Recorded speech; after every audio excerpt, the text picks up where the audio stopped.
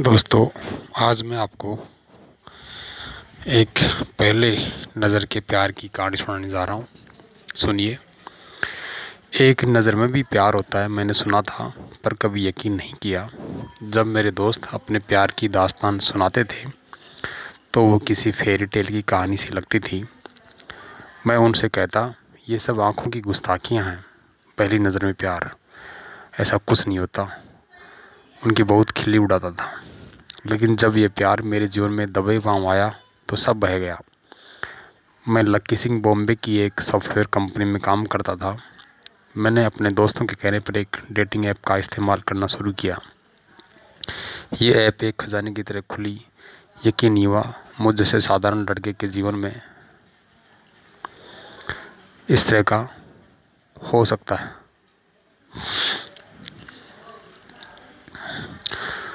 हुआ यूँ, रोज़ रात घर जाकर मैं ऐप के ज़रिए लड़कियों से बात करता था, पर मिलने की हिम्मत कभी नहीं जुटा पाया, क्योंकि मैं डरता था न जाने कैसी शख्सियत होगी। लेकिन कुछ दिनों में मेरी कियारा से अच्छी दोस्ती हो गई। मैं उससे बात करने के लिए बेचैन रहने लगा। उससे बातें करके मेरे पूरे बदन की थकान उतर जाती थी। एक दिन मैंने हिम्मत कर पूछ लिया, क्या हम मिल सकते हैं? अब तो हम एक दूसरे के बारे में सब कुछ जान चुके हैं। लेकिन उसने मिलने से मना कर दिया। मुझे लगने लगा शायद मैं अपना समय बर्बाद कर रहा हूँ। मेरे दोस्त मयंक ने मुझे चेताया कि ये सब सही नहीं होता। दूसरी तरफ कोई धोखेबाज भी हो सकती है। यही बात मेरे मन में घर कर गई। हाँ, शायद वो धोखेबाजी हो सकती है। मैंने भी यही सोचा। फिर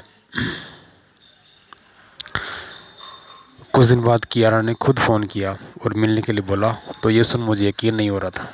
लेकिन मन ही मन खुशियों के सितारे बज रहे थे। कियारा नाम की ही धुन सुना रहे थे। 2 दिन बाद मैं तैयार होकर उसकी बताई जगह पर पहुंचा तो वो पहले से ही बैठी हुई थी। उसे फूल पकड़ाते हुए जब मेरी नज़र उसकी नज़रों से मिली, दो चार होने लगी, तो पहली प्यार के नज़र का एहसास हुआ। तभी एक बच्चे ने कहा, माँ बोल। कियारा को पुकारा। ये सुन मेरे चेहरे की हंसी कब खामोशी में तब्दील हो गई पता ही नहीं चला। ये कौन है? ये मेरा बेटा रेहान है। तुम्हारा बेटा? लेकिन तुमने तो कभी उसके पापा। वो अब इस दुनिया में नहीं है। मैं एक विधवा हूँ।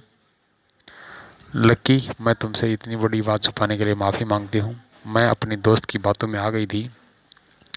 मैं ये सब रोक सकती थी, पर शायद तुमसे अपना हर दर्द बांटना, बातें करना मुझे अच्छा लगने लगा था और मेरा अकेलापन भी दूर होने लगा। लेकिन मैं तुमसे सच नहीं छुपाना चाहती, इसलिए हिम्मत कर। आज ये सारी बातें मैं आपको बताने जा रही हूँ।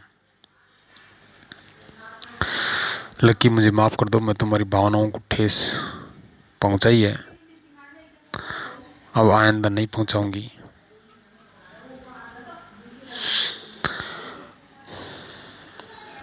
तुम बहुत अच्छे हो, तुम्हें मुझसे बेहतर लड़की मिल जाएगी। ये बोल वो जाने लगी। तभी मैंने उसका हाथ पकड़ लिया और कहा, मिलेगी 1000 लड़कियां, पर मेरा प्यार तो तुम ही हो। मुझे तुम्हारी सच्चाई जानकर भी कोई फ़र्क नहीं पड़ा। मैं अब भी तुमसे प्यार करता हूँ और शादी करना चाहता हूँ। वो मेरे पास आई और हंसकर बोली, आज फ़र्क नहीं पड़ता, लेकिन कल ज़रूर फ़र्क पड़ेगा, बोल चली गई। कुछ दिन बाद मैं अपने माँ बाप के साथ उसके घर पहुँचा और उसके परिवार से उसका हाथ मांगा। मेरी बात सुनो, वो लोग खुशी से पागल हो गए।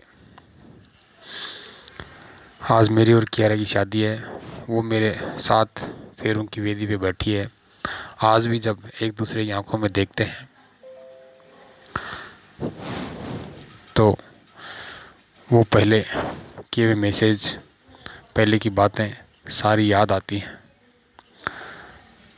तो दोस्तों, इस कहानी का शीर्षक यही है कि जो आपका पहला प्यार है वही आपका आखिरी प्यार होना चाहिए।